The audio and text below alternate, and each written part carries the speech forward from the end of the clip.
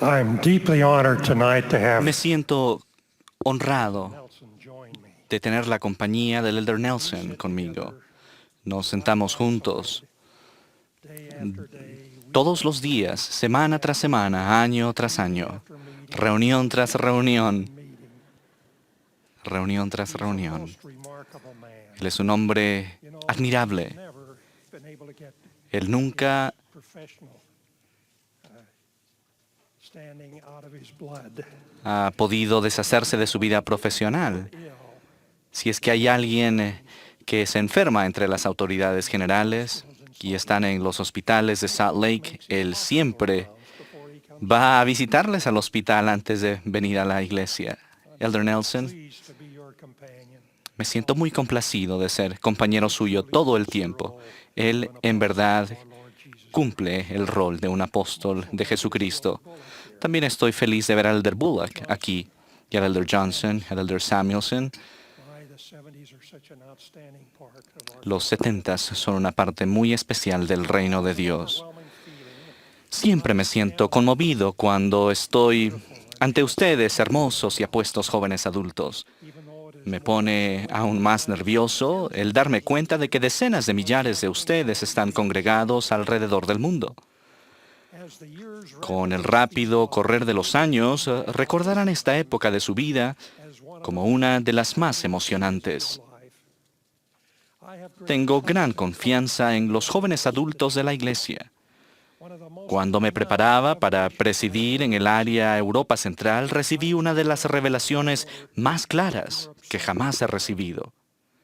during a sleepless Una noche de insomnio recibí la impresión de que los jóvenes adultos solteros eran el futuro de la iglesia en Europa I needed to y que debía concentrarme en ellos. turned out to be one of Resultó ser uno de los periodos más satisfactorios de mi largo ministerio.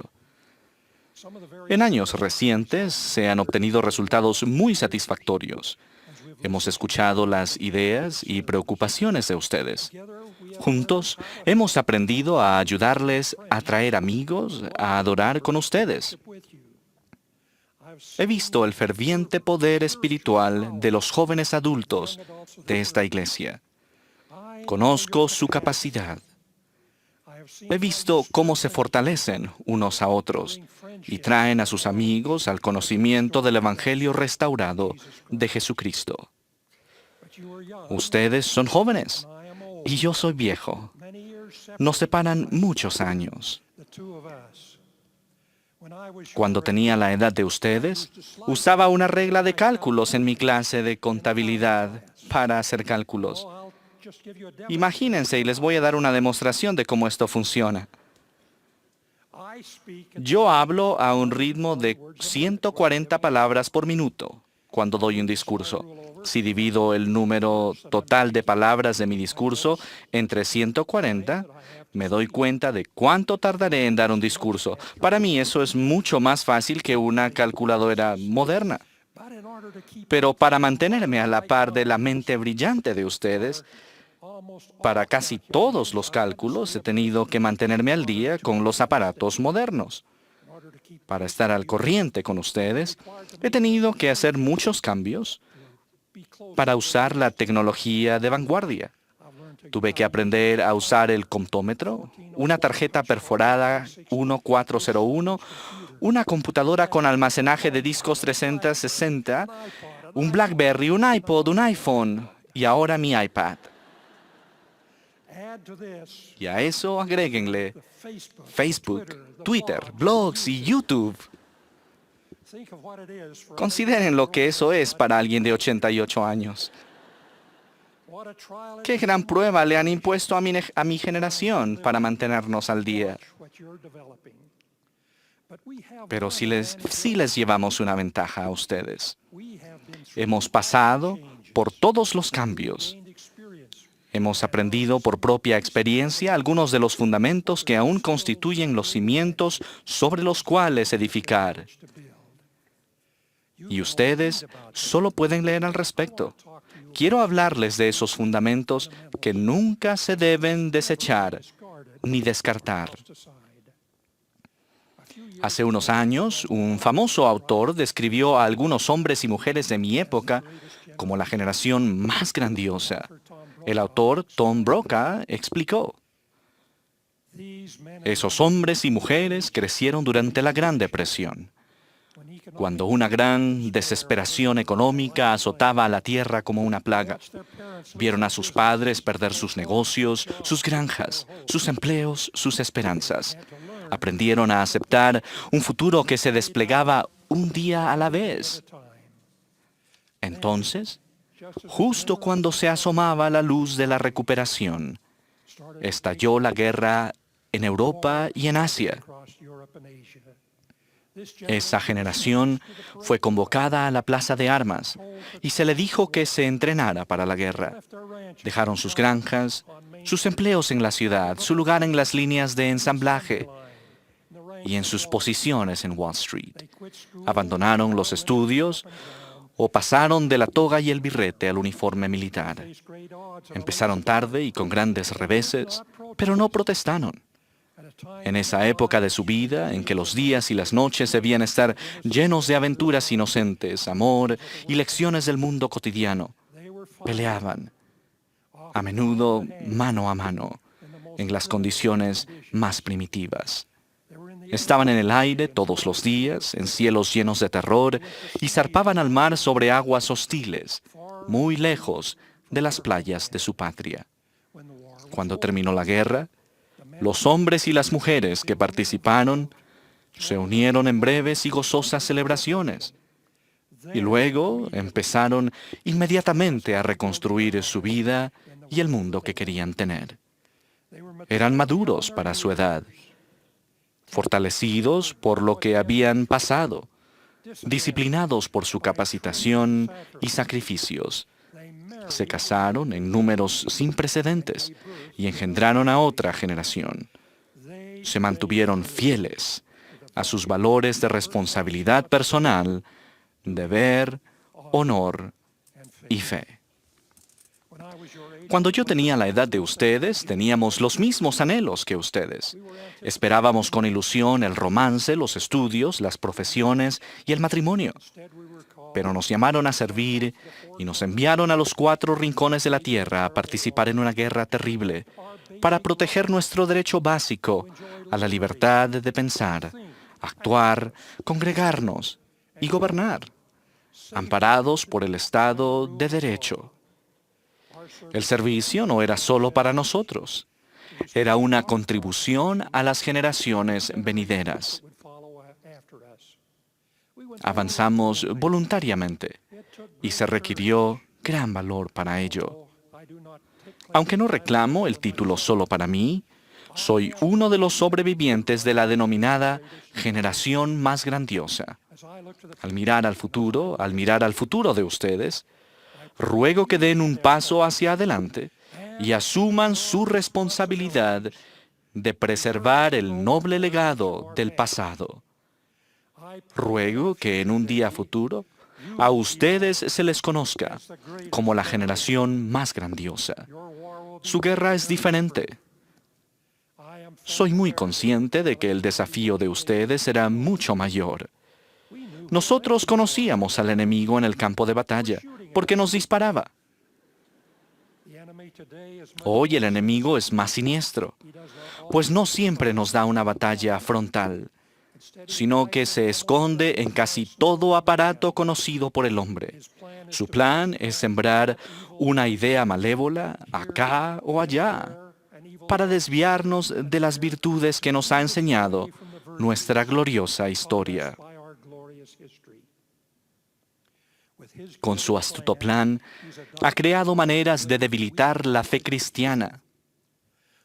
Esta noche quiero hablarles del fundamento de la fe cristiana que se está debilitando en todo el mundo. Ustedes tienen la función de ayudar a los hijos de nuestro Padre Celestial a regresar a la fe cristiana mediante la fe en el Salvador y en su camino. El Papa Benedicto XVI se lamentó por el debilitamiento de las iglesias de Europa, Australia y los Estados Unidos. Él dijo: ya no hay evidencia de la necesidad de Dios. y aún menos de Cristo. Las llamadas iglesias tradicionales parecen estar muriendo. Nos hemos alejado de la adoración tradicional religiosa. Hay más gente que afirma ser espiritual que religiosa. Si una enseñanza encaja en su estilo de vida, la aceptan.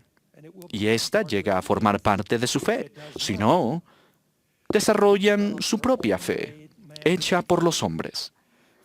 Ahora se considera que la fe y la espiritualidad son productos del consumidor. El materialismo impera y ha reemplazado a Dios. Por eso debemos alzar la voz en oposición a esas tendencias peligrosas diseñadas para destruir la fe de la humanidad. En el Libro de Mormón se advierte una y otra vez contra el reemplazo de nuestra confianza en Dios con cosas que no perduran. Y se describe una época en la que muchos nefitas se alejaban de la fe.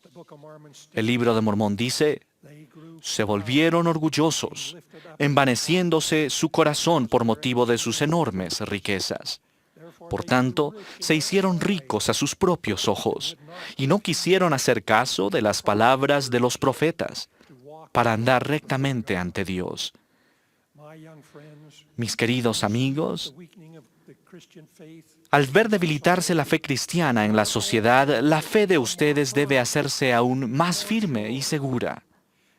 Elamán declaró: recordad que es sobre la roca de nuestro Redentor, el cual es Cristo, el Hijo de Dios, donde debéis establecer vuestro fundamento, para que cuando el diablo lance sus impetuosos vientos, sí, sus dardos en el torbellino, sí, cuando todo su granizo y furiosa tormenta os azoten, esto no tenga poder para arrastraros al abismo de miseria y angustia sin fin, a causa de la roca sobre la cual estáis edificados, que es un fundamento seguro, un fundamento sobre el cual, si los hombres edifican, no caerán.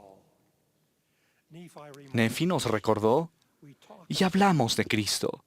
Nos regocijamos en Cristo, predicamos de Cristo, profetizamos de Cristo y escribimos según nuestras profecías, para que nuestros hijos sepan a qué fuente han de acudir para la remisión de sus pecados y aquella vida que está en Cristo. Porque la senda verdadera consiste en creer en Cristo. ¿Tenemos un fundamento para apoyar esa afirmación? El hecho mejor grabado de toda la historia es el relato de la misión de nuestro Señor y Salvador a la tierra, la cual se profetizó desde los inicios de la historia del hombre en la tierra. Utilicemos solamente un ejemplo. En Moisés, capítulo 5, leemos: y sucedió que después que yo, Dios el Señor, los hube expulsado, Adán empezó a cultivar la tierra y a ejercer dominio sobre todas las bestias del campo, y a comer su pan con el sudor de su rostro, como yo, el Señor, le había mandado. Y Eva, su esposa, también se afanaba con él. Y Adán y Eva, su esposa, invocaron el nombre del Señor, y oyeron la voz del Señor que les hablaba en dirección del jardín de Edén, y no lo vieron, porque se encontraban excluidos de su presencia, y les dio mandamientos de que adorasen al Señor su Dios, y ofreciesen las primicias de sus rebaños como ofrenda al Señor. Y Adán fue obediente a los mandamientos del Señor. Y después de muchos días un ángel del Señor se apareció a Adán y le dijo: ¿por qué ofreces sacrificios al Señor? Y Adán le contestó: no sé, sino que el Señor me lo mandó. Entonces el ángel le habló diciendo: esto es una semejanza del sacrificio del unigénito del Padre, el cual es lleno de gracia y de verdad. Por consiguiente, harás todo cuanto hicieres en el nombre del Hijo, y te arrepentirás e invocarás a Dios en el nombre del Hijo para siempre jamás. Y así se instituyó el sacrificio en la tierra como ordenanza del Evangelio. para ser practicada y efectuada por la autoridad del sacerdocio, como símbolo del sacrificio del Hijo del Hombre, que daría su vida por los pecados del mundo.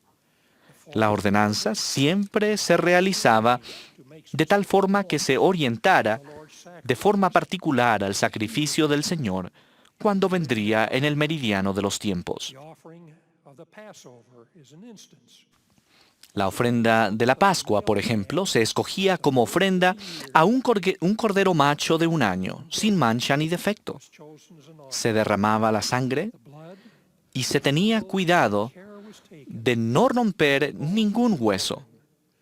Todo ello simbólico de la forma en que moriría el Salvador. Me asombra el que la ofrenda del sacrificio haya continuado en todas las épocas desde Adán hasta la época del Salvador.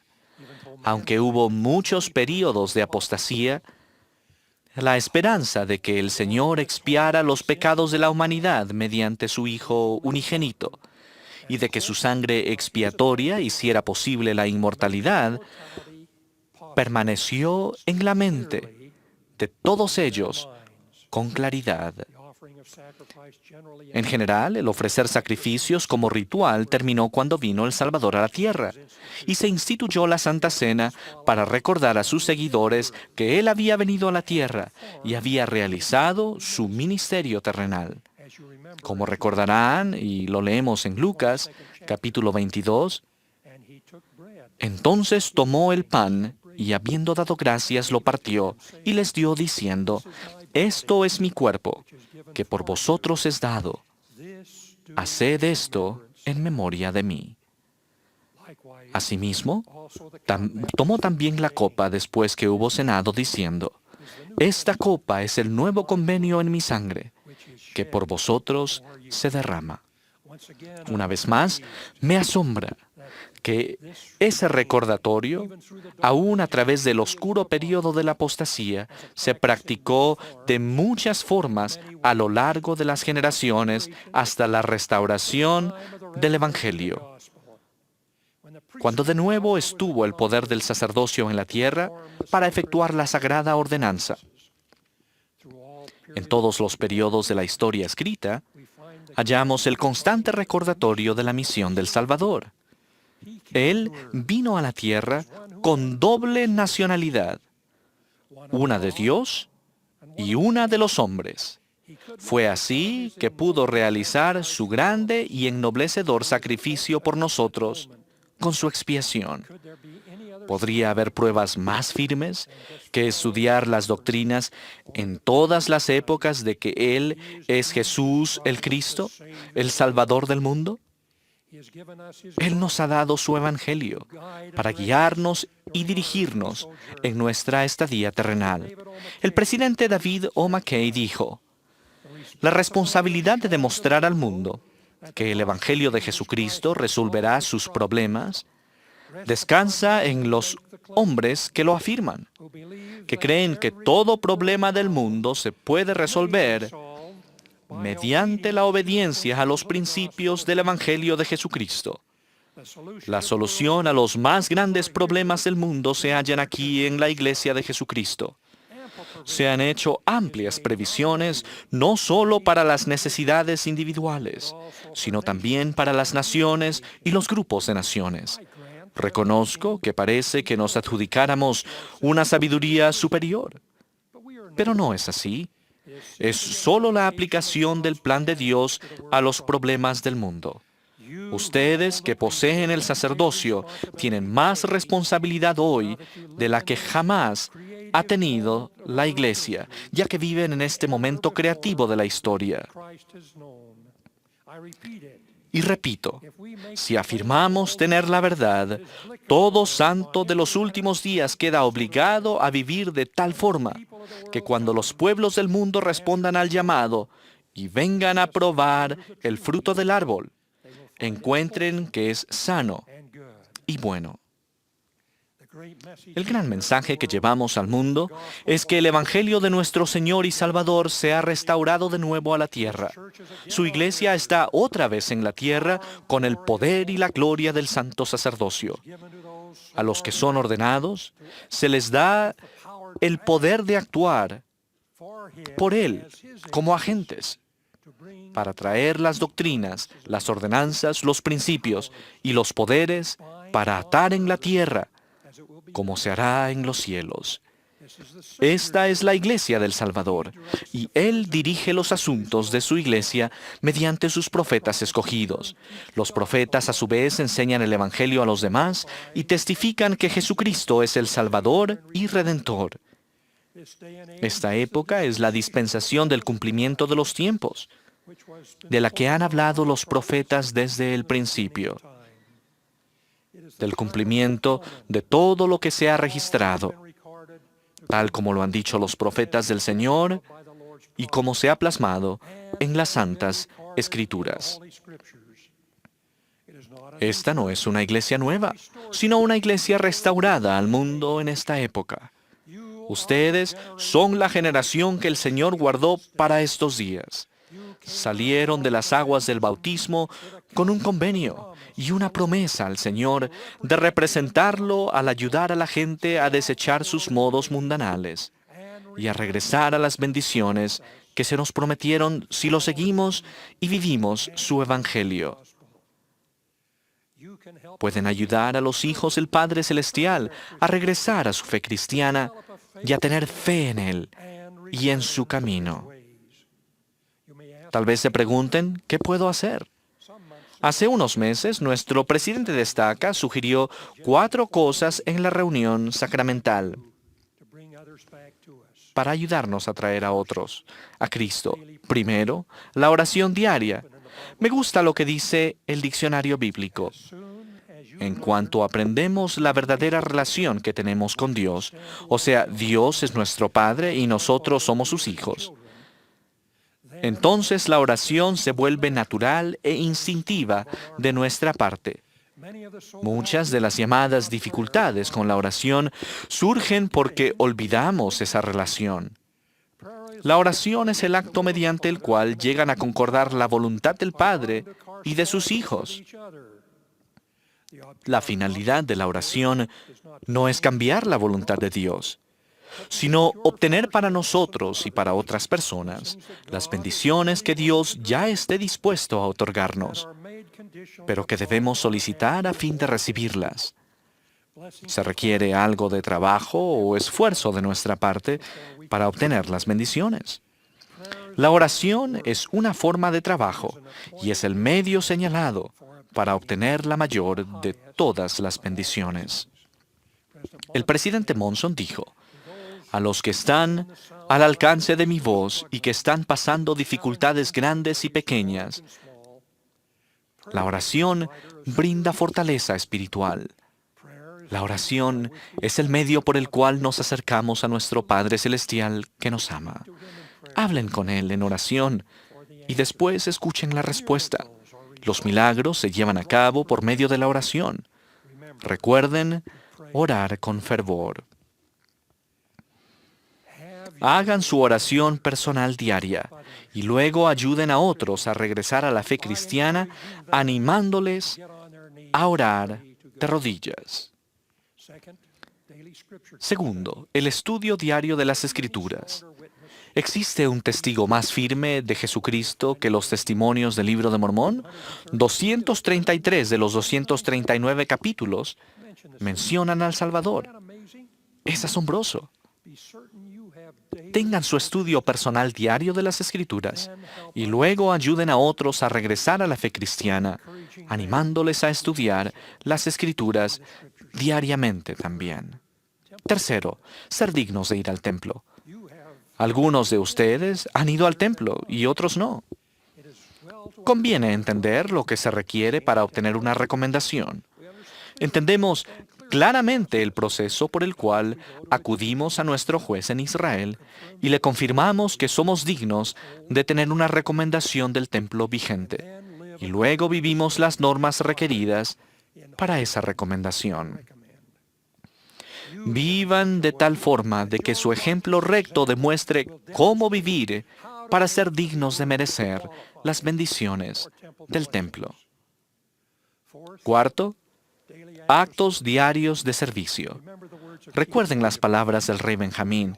Y he aquí os digo estas cosas, para que aprendáis sabiduría, para que sepáis que cuando os halláis al servicio de vuestros semejantes, solo estáis al servicio de vuestro Dios. El Señor literalmente contesta nuestras oraciones mediante el servicio que damos a los demás. Sean un ejemplo de servicio cristiano y ayuden a otros a regresar a la fe cristiana, alentándoles a servir a sus semejantes. Cuando tenía la edad de ustedes, una experiencia me ayudó a entender la importancia del servicio. Hace 10 años, se relató esa experiencia en el video Testigos Especiales de Jesucristo. Yo quiero que lo vean otra vez esta noche. Hubo un suceso en mi vida que a menudo me ha recordado el regocijo que se desprende de preguntarse, ¿qué haría El Salvador en esta situación? Llegué con los primeros infantes de marina que arribaron a las costas de Japón tras firmarse el Tratado de Paz al fin de la Segunda Guerra Mundial. Al entrar en la devastada ciudad de Nagasaki, fue una de las experiencias más tristes de mi vida. Gran parte de ella estaba totalmente destruida. Todavía había muertos sin enterrar. Como tropas de ocupación, establecimos el cuartel general y nos pusimos a trabajar. La situación era deprimente y algunos deseamos hacer algo más, por lo que pedimos permiso al capellán de división para reconstruir las capillas cristianas. Debido a las restricciones existentes durante la guerra, esas iglesias casi habían dejado de funcionar y sus edificios habían sufrido daños considerables. Un grupo nos ofrecimos para reparar y revocar esas capillas durante nuestro tiempo libre, a fin de que volvieran a usarlas en sus servicios cristianos. No entendíamos el idioma. Todo lo que podíamos hacer era el trabajo de reparación.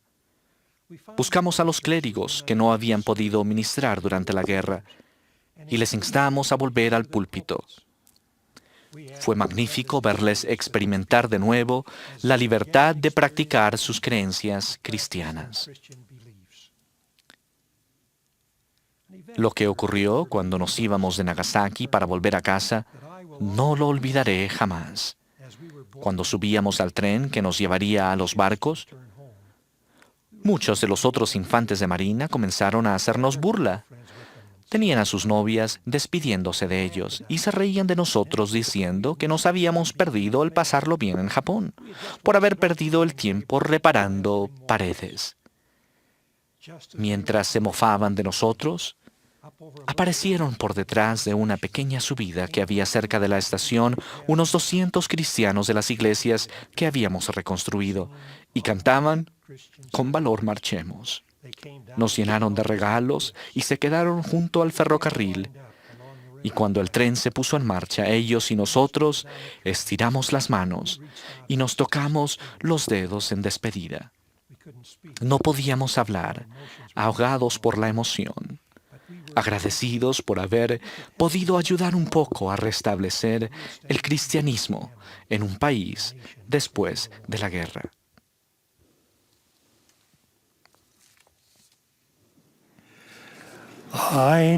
Yo sé que Dios vive.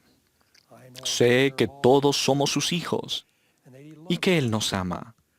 Sé que Él envió a su Hijo al mundo para que fuese el sacrificio expiatorio por todo el género humano. Y los que acepten su evangelio y le sigan tendrán la vida eterna, que es el mayor de todos los dones de Dios.